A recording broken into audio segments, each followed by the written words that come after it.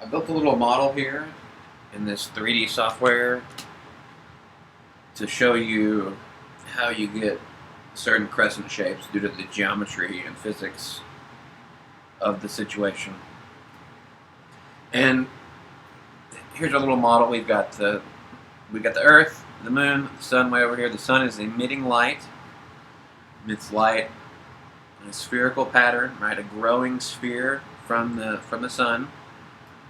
And we have, like I said, Earth, Moon, and I have a camera placed here on the surface of the Earth, looking up at the sky. Okay, sun's way out there.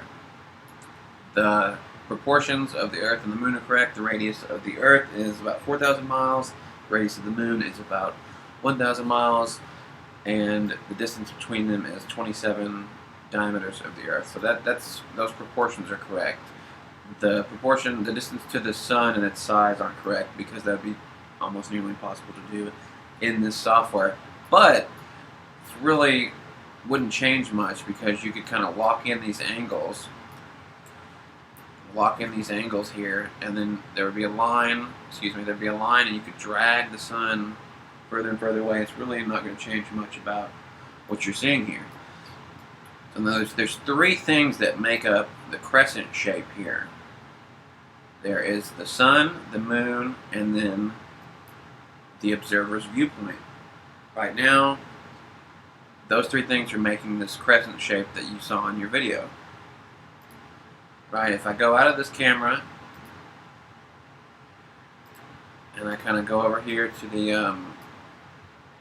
if I go out of the camera and I go over here to the Moon, and I rotate around and I face front on, right, there's no crescent shape.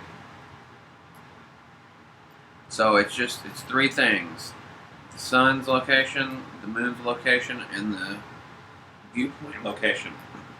Excuse me. I'm gonna go back into the camera here, and I'm gonna make the Moon a little bit larger so it's a little bit easier to see.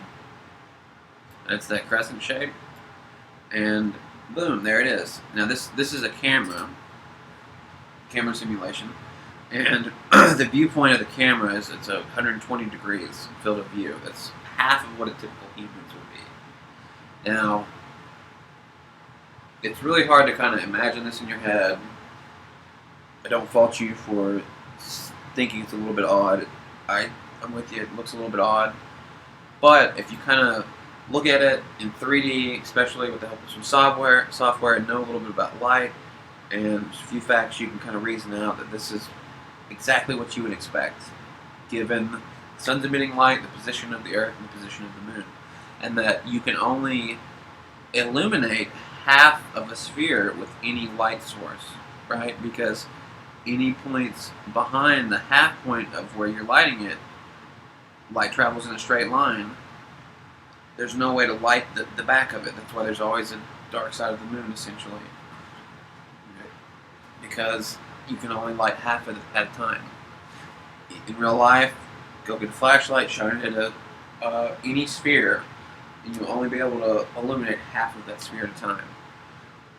And then you could do the thing like I showed you in the video, where you basically, it's a home setup. You got a light, you got a moon, and then you can kind of position those things in such a way to give you the different crescents. Just show you there's nothing fishy going on. Anyways, I hope that helps. I tried to film this a couple times, but I was rambling on too long. This is quite a bit shorter, and I hope that helps you kind of see that there's absolutely nothing fishy going on here. It's just the geometry of the situation that's making you see a crescent shape and the Sun directly across from it. Anyways, I hope that helps.